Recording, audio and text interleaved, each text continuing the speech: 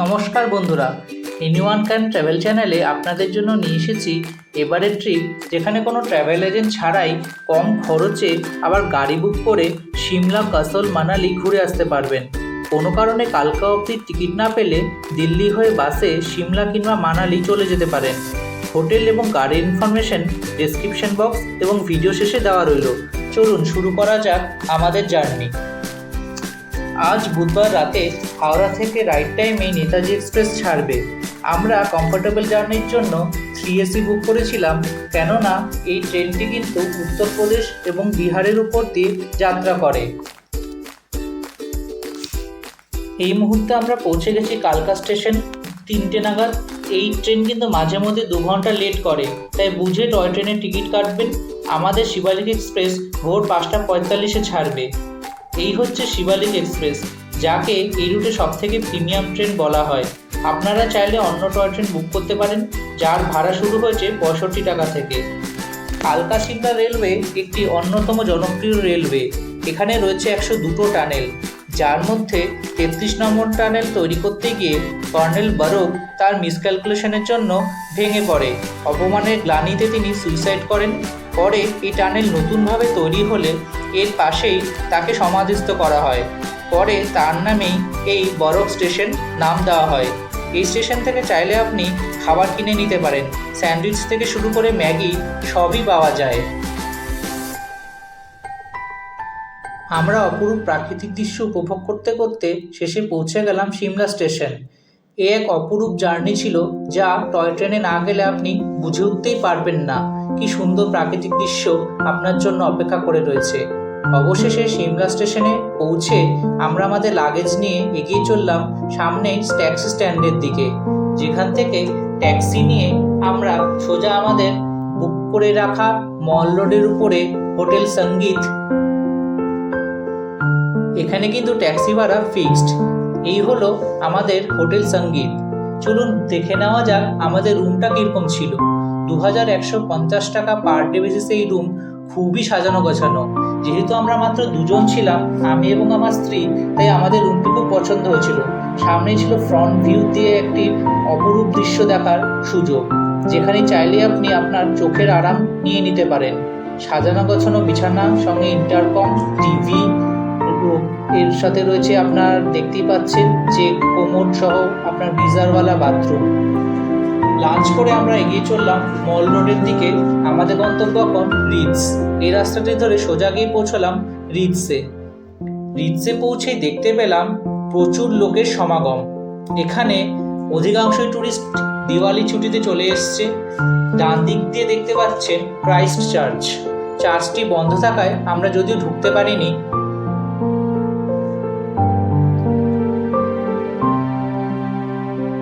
এই হলো গিয়ে রিডসের সময় কাটানোর জায়গা, যেখানে আপনি চাইলে ঘোড়ায় চড়তে পারেন কিংবা সিমলার পোশাকে আপনি নিজে ছবি তুলে নিতে পারেন। বাদিকে রয়েছে স্ক্যান্ডাল পয়েন্ট।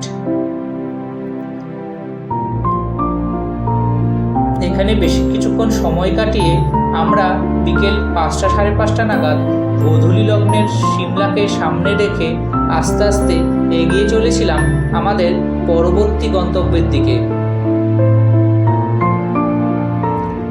মোটামুটি সন্ধ্যা হয়ে আসছিল। এই হচ্ছে সিমলার মেয়র অফিস, যেখানে প্রচুর লোক ছবি তোলার জন্য দাঁড়িয়ে পড়েছিল। সঙ্গে আমরাও কিছু ছবি তুলে নিয়েছিলাম। এই রাস্তাটি ধরে সোজা এগিয়ে চললেই সিমলা কালীবাড়ি। SBI ব্যাংককে পাশে রেখে আমরা রাতের আকাশকে সাক্ষী রেখে এগিয়ে চললাম সিমলা কালীবাড়ির দিকে। পথের মাঝখানে দাঁড়িয়ে পড়েছিলাম কিছু ছবি তুলব বলে।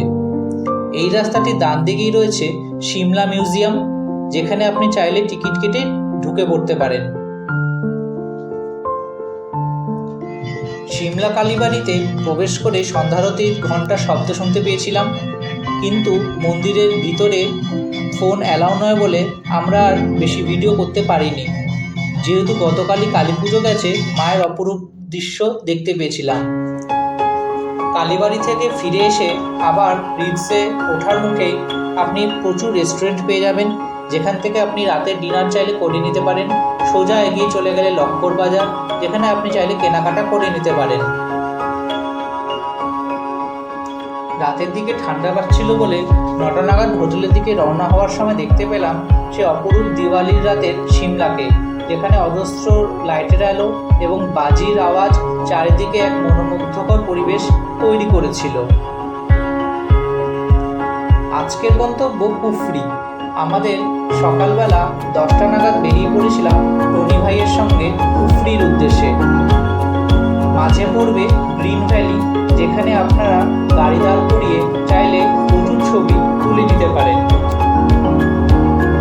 এই হলো সেই প্রাকৃতিক দৃশ্য।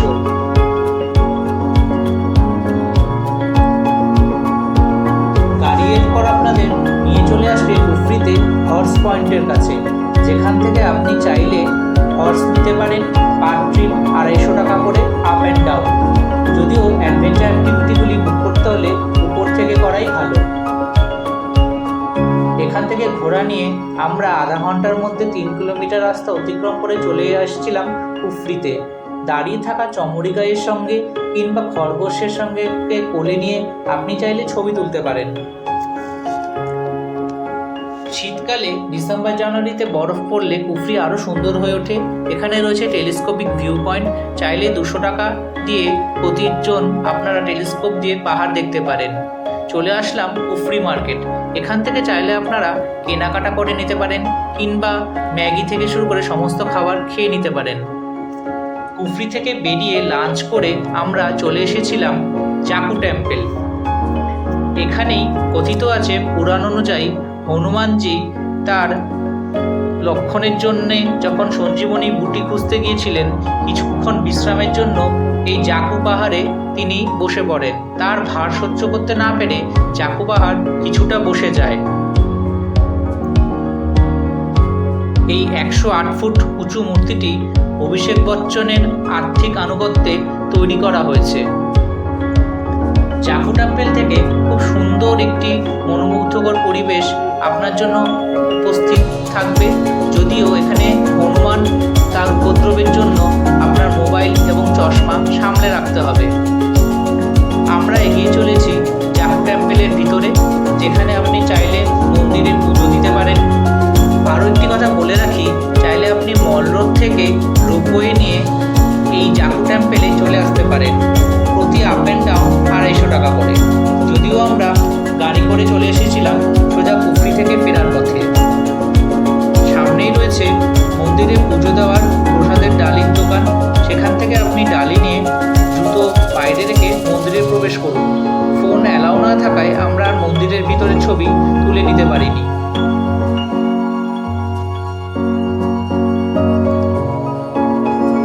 আজ সকাল 7:30 নাগাদ আমরা কসলের উদ্দেশ্যে বেরিয়ে পড়লাম। যদিও আগের রাতে কিনে রাখা খাবারই আমাদের ব্রেকফাস্ট হিসাবে সেরে নিতে ছিল, কেননা কসল থেকে মানালি যেতে হবে পরের দিন, আর সিমলা থেকে কসল প্রায় 7 ঘন্টার জার্নি। এই কসল যাওয়ার পথে প্রচুর এরকম সিনারি পড়বে। আমাদের নিজস্ব গাড়ি বুক করে রাখায় টনি ভাই মাঝে মধ্যে গাড়ি দাঁড় করিয়ে দিচ্ছিলেন, যেখানে আমরা কিছু ছবি তুলতে পারি। বাস যদি আপনারা বুক করে আসতে চান, সেক্ষেত্রে কিন্তু এই সুবিধাটা পাওয়া যায় না। যেহেতু আমরা গাড়ি নিয়ে এসেছিলাম, তাই দেখতেই পাচ্ছেন পাশ দিয়ে কত রকমের প্রাকৃতিক দৃশ্য। এই একটি স্পটে সবাই মোটামুটি দেখলাম যে গাড়ি থেকে নেমে পড়েছে ছবি তোলার জন্য। টনি ভাই কিন্তু আমাদের খুব সাহায্য করেছিলেন এইসব আবদার মেটানোর জন্য। মোটামুটি 3:30-4টে নাগাদ আমরা কসলে ঢুকে পড়ি। আমাদের এই কসলে কিন্তু এসে আমাদের কটেজ বুক করতে হয়েছিল।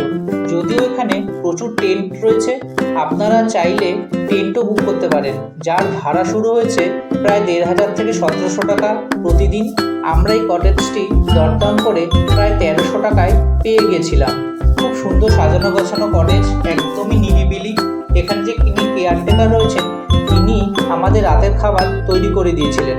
চলুন দেখে নেওয়া যাক আমাদের এই কটেজটির রুমে কীরকম আমাদের জন্য তৈরি রাখা হয়েছিল। এই কটেজের বারান্দা দিয়ে কিন্তু আপনি চাইলেই বসে খুব সুন্দর সময় কাটাতে পারবেন।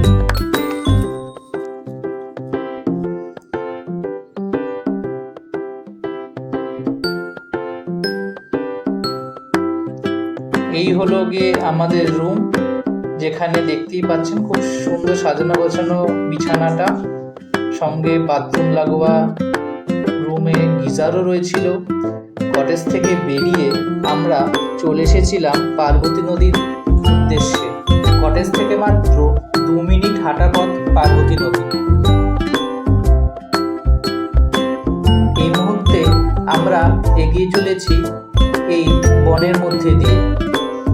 দূর থেকেই পার্বতী নদীর শব্দ কিন্তু শোনা যাচ্ছে।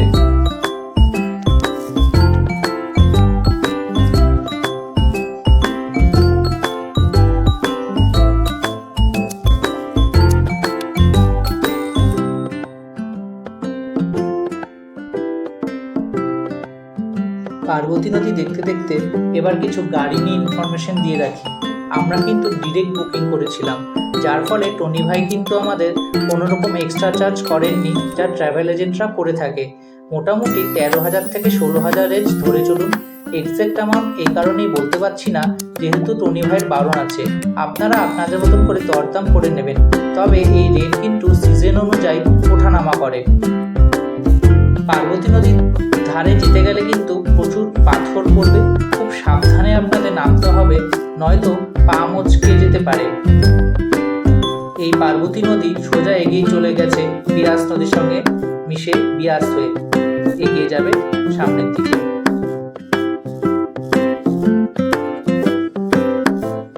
খুব সুন্দর প্রাকৃতিক দৃশ্য আপনারা দেখতে পাচ্ছেন।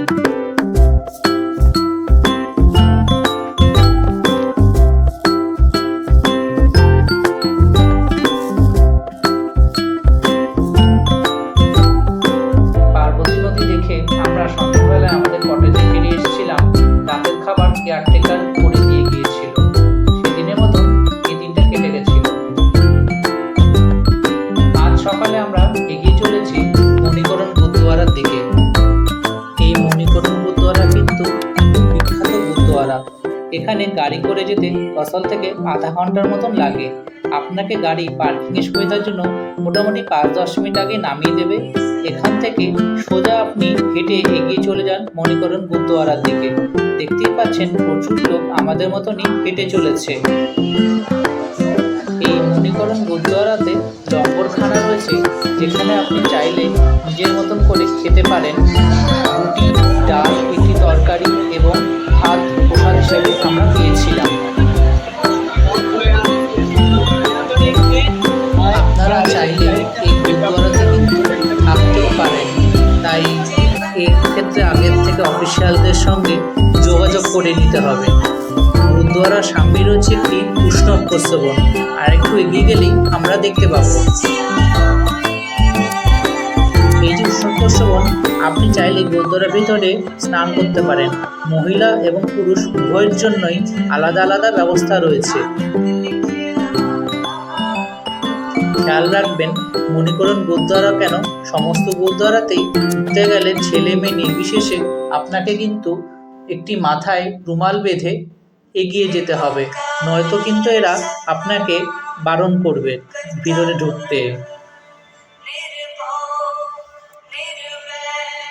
গুরুদ্বারার ভিতরে জুতো রেখে আমরা গুরুদ্বারা দেখে আমরা এগিয়ে চলেছিলাম মানালির পথে।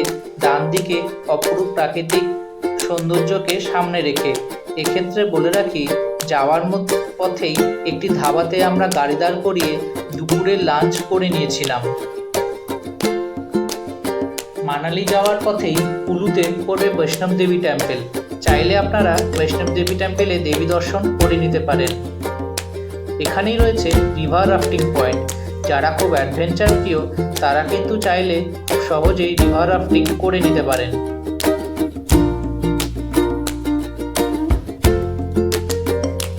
রিভার রাফটিং পয়েন্ট থেকে আমরা আবার যাত্রা শুরু করেছিলাম মানালির উদ্দেশ্যে।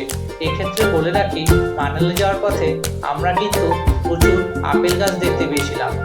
মানালিতে আমাদের হোটেল ঠিক করে দিয়েছিল আমাদের ড্রাইভার টনি ভাই। 1000 টাকায় এই বাঙালি হোটেল আমরা পেয়ে গেছিলাম। খুব সুন্দর সাজানো গোছানো একটি হোটেলের রুমটি দেখুন, সঙ্গে টিভি থেকে শুরু করে ইন্টারকম এবং সঙ্গে লাগোয়া রেস্টুরেন্টের ব্যবস্থা আছে। এই হোটেল থেকে খুব হোটেল লাগোয়া একটি বারান্দা ছিল, যেখানে আপনি চাইলে চেয়ার পেতে বসে সময় কাটাতে পারেন। মল রোডে চলে আসলাম, তবে দেখলাম প্রচণ্ড ভিড় রয়েছে এই মল রোডে। চারপাশে অজস্র খাবারের দোকান, চাইলে খেয়ে নিতে পারেন। আজ সকাল শুরু হলো আমাদের ব্রেকফাস্ট করেই রোথাং পাসের উদ্দেশ্যে। তাড়াতাড়ি বেরিয়ে পড়তে হবে রোথাং পাসের উদ্দেশ্যে, কেননা এখানে প্রচুর গাড়ির ভিড় জমে যায়। রোথাং পাসে প্রচুর ঠান্ডা থাকায় আপনারা চাইলে শীতের পোশাক ভাড়া নিতে পারেন। 250 টাকা জনপ্রতি এখানে ভাড়া পাওয়া যায়। এবার আমরা চলেছি পার্বত্য ভ্যালির উপর দিয়ে অটল টানেলের দিকে। আমরা কিন্তু সোলান ভ্যালি পরে আসবো প্ল্যান করে রেখেছি। এগিয়ে চলেছি এবার অটল টানেল। দেখতেই পাচ্ছেন সামনে দীর্ঘ 9 কিলোমিটার লম্বা এই অটল টানেল। ভিতরে নেটওয়ার্ক কিন্তু পাবেন না। মানালি এবং লাহোর স্পিতি ভ্যালিকে কানেক্ট করতে এই টানেল ভীষণভাবে সাহায্য করেছে। দীর্ঘ 10 বছরের প্রচেষ্টায় এই টানেল সমাপ্ত হয়েছিল। 2 লেন বিশিষ্ট এই টানেল কিন্তু পৃথিবীতে প্রথম এত লম্বা টানেল হিসাবে শিরোপা পেয়েছে। অটল টানেল ক্রস করে আমরা এগিয়ে চললাম কোকসার এবং শিশু পার্বত্য ভ্যালির দিকে। শিশু পার্বত্য ভ্যালি তার অপরূপ সৌন্দর্য নিয়ে আমাদের আমন্ত্রণ জানিয়েছিল। আপনারা দেখতে পারবেন এখানে কি সুন্দর ওয়েদার নভেম্বরের ফার্স্ট উইকে। খেয়াল রাখবেন শীতকালে আসলে পরে কিন্তু বরফ পড়বে বলে আপনারা রোথাং পাস যেতে পারবেন না। 15 নভেম্বরের পর রোথাং পাস বন্ধ হয়ে যায়, সেক্ষেত্রে সোলান ভ্যালি পর্যন্তই আসতে পারবেন। এই হচ্ছে কোকসার। খুব অসাধারণ দৃশ্য লেগেছিল আমাদের এই কোকসার যাওয়ার পথের রাস্তাটা। আপনারা নিজেরাই অনুভব করতে পারবেন।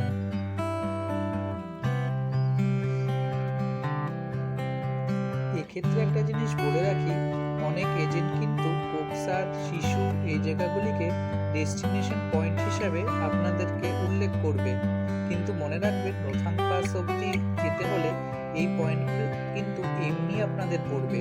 তাই টনি ভাইয়ের সঙ্গে যখন আমাদের বুকিং নিয়ে কথা হয়েছিল, আমরা একেবারে রোথাং পাস যাব বলেই বুক করেছিলাম। অন্যান্য এজেন্টরা শুধু রোথাং পাসের জন্যই 7,000 টাকা করে গাড়ি বুকিংয়ের জন্য চায়। আমাদের কিন্তু একেবারেই তা লাগেনি, আমাদের টোটাল কমপ্লিট বাজেটের মধ্যেই হয়ে গেছিল। দেখতে দেখতে আমরা চলে আসলাম রোথাং পাসের একেবারে সামনে। দেখতেই পাচ্ছেন যে আমরা চলে এসেছি রোথাং পাস। প্রচুর লোক। এই সময় কিন্তু 15 নভেম্বরের পর রোথাং পাস বন্ধ হয়ে যায়। তাই আমাদের মনে রাখতে হবে রোথাং পাস ঘুরতে হলে তার আগেই আপনাকে মানালি আসতে হবে। মোটামুটি 15 নভেম্বর থেকে 15ই মে অবধি রোথাং পাস বন্ধ থাকে অতিরিক্ত বরফ পড়ার কারণে। 500 টাকা করে আপনাদের এর জন্য গাড়ির পারমিট বার করতে হবে। রোথাং পাসে এই মুহূর্তে এসে পড়েছি। প্রচণ্ড হাড়কাঁপুনি ঠান্ডা হাওয়া বইছে। এগিয়ে চলেছি রোথাং লেকের দিকে। খেয়াল রাখবেন 15 নভেম্বরের পর কিন্তু রোথাং পাস বন্ধ হয়ে যায়, যা আমি আগেও অনেকবার বলেছি।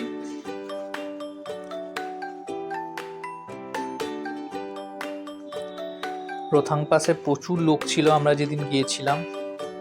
রোথাং লেকের ধারে দাঁড়িয়ে ছবি তুলেছি দেদার।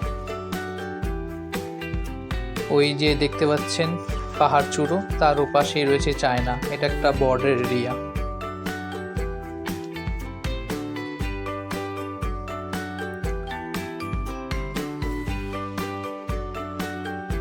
আমরা এই প্রচন্ড ঠান্ডায় কফি খেয়ে নিয়েছিলাম।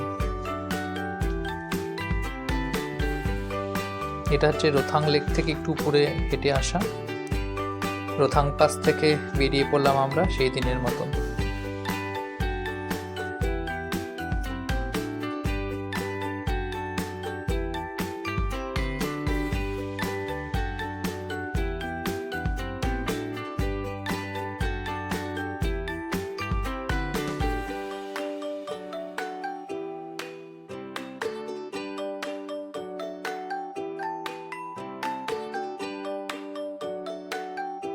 আমরা রোথাং পাস ঘুরে ফেরার সময় সোলান ভ্যালি চলে এসেছিলাম। চাইলে আপনারা এখানে প্রচুর অ্যাডভেঞ্চার অ্যাক্টিভিটি করতে পারেন।